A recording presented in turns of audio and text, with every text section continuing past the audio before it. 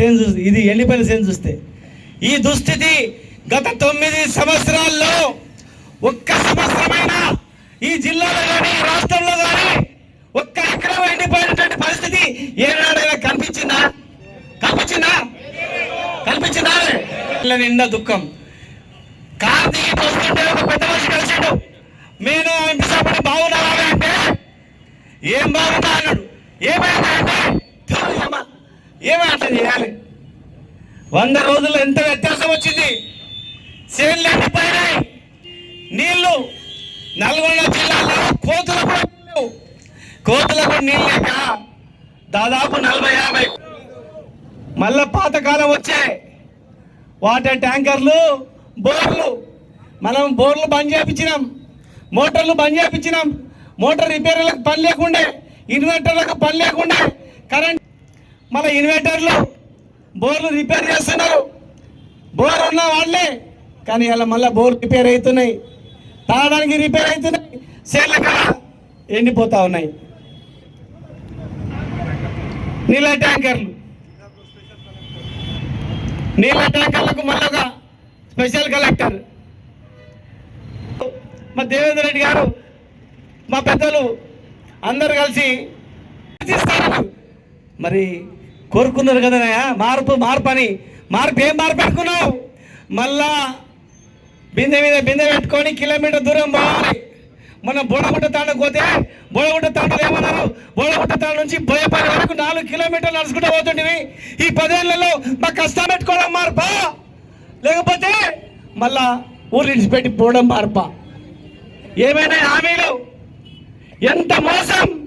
100 రోజుల్లో ఏదైనా మేలు జరుగుతుందంటే ఏం లే, అన్ని అసత్యపు ప్రచారాలతో ఇలా ఎలక్షన్లో గెలిచి వచ్చిండ్రు. మళ్ళీ పదే పని గెలిచిన తర్వాత ఏమో చెప్పినాం, మొత్తం కరువు కష్టకాలతో ఈ జిల్లా మొత్తం దివాలా తీసి వేల మంది, లక్షల మంది వలసలు పోయింది. మళ్ళీ ఇప్పుడు కాలు పెట్టిండ్రు, స్టార్ట్ అయిపోయింది. మళ్ళా కాలు పెట్టిండ్రు, రైతులు ఆత్మహత్యలు స్టార్ట్ అయినాయి. కాలు పెట్టిండ్రు, సేన్లు ఎండిపోతున్నాయి. కాలు పెట్టిండ్రు, ఊర్లలో ఎవరు చూసినా దుఃఖం. సోదరుడు మాకు నీళ్ళు వస్తలేవని పెడితే ఆయనను బెదిరించి కేసు పెట్టి కొడుకా నువ్వు నీళ్ళు వస్తలేవని పెడతావా అంటే, సార్ నీళ్ళు వస్తలేవు ఆఫీసర్లు తీసుకుపోయినావంటే బిడ్డ పెట్టొద్దు, నువ్వు నకరాలు చేస్తే లోపలేపిస్తావని చెప్పింది. వాడు అన్నాడు, బిడ్డ జైల్లో పెడతావా? పెట్టా బిడ్డ, ఏం చేస్తావు చేసుకో, ప్రాణం పోయినా వాయిదా వేసుకున్నావు. ఆయన ఎందుకు వాయిదా వేస్తామంటే, సార్ నెల రోజుల తర్వాత పెళ్లి చేసుకోమన్నారు, తులం బంగారం ఇస్తామన్నారు.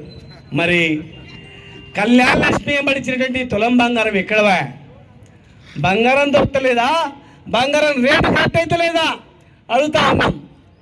మా రైతులకు 9 తారీఖు నాడు రుణమాఫీ చేస్తా, పోండి తెచ్చుకోపోండి ఇప్పుడే రాండి బ్యాంకు పోయి తెచ్చుకోండి 2 లక్షలు 9 తారీఖు నాడు మాఫీ చేస్తామని అన్నారు. ఏముంటుంది? ఎట్లకుంటుందా? ఎవరు కొడుకుంటారో కొడుకు మీద మళ్ళీ కేసీఆర్ గారి పరిపాలన ఉండాలి, బీఆర్ఎస్ ప్రభుత్వం రావాలని ప్రజలు చూస్తూ ఉన్నారు. దళితులు కావచ్చు, మైనార్టీలు కావచ్చు, రైతులు కావచ్చు, సంబంధ వర్గాలు మొత్తం కూడా హామీలు నెరవేరలే. ఇలా మనం రైతులందరూ కూడా రోడ్ల మీద పడ్డారు, తండ్లాడుతూ ఉన్నారు. నీళ్ళున్న దగ్గరనేమో నీళ్ళు వదలట్లేదు. ఒక్కసారి ఆలోచన చేయండి. 100 రోజుల క్రితం కరెంటు రెగ్యులర్గా వచ్చింది. కరెంటు గవర్నమెంట్ పోగానే కరెంట్ పోతాదే. అరే అమ్మ ఏమన్నా ఇదన్నా ప్లగ్ బంద్ అయితే స్విచ్ అది. గవర్నమెంట్ పోగానే కరెంటు బంద్ అవుతుంది. గవర్నమెంట్ పోగానే ఇట్లా సేన్లు ఎండిపోతాయి. గవర్నమెంట్ పోగానే మళ్ళీ బోర్ మిషన్లు వస్తాయి. మళ్ళీ గవర్నమెంట్ పోగానే బోర్లు లోపలికి ఇవ్వాలి. పెండింగ్ ప్రాజెక్టులని తొందరగా కంప్లీట్ చేసి అవసరం వాళ్ళు ఇవాళ మనకు చేస్తారా? కార్యకర్తలారా, నాయకులారా, ఎవరు భయపడకండి. అందరం కలిసి ఐక్యమత్యంగా 10 సంవత్సరాలు పరిపాలించిన వాళ్ళం.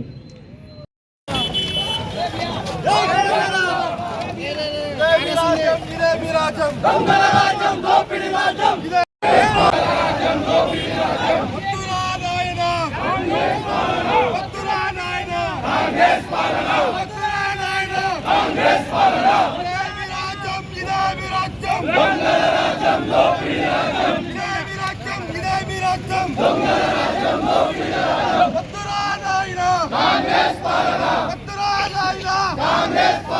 వద్దురా నాయనా 500 బోనస్ 500 బోనస్ పంటకు 500 బోనస్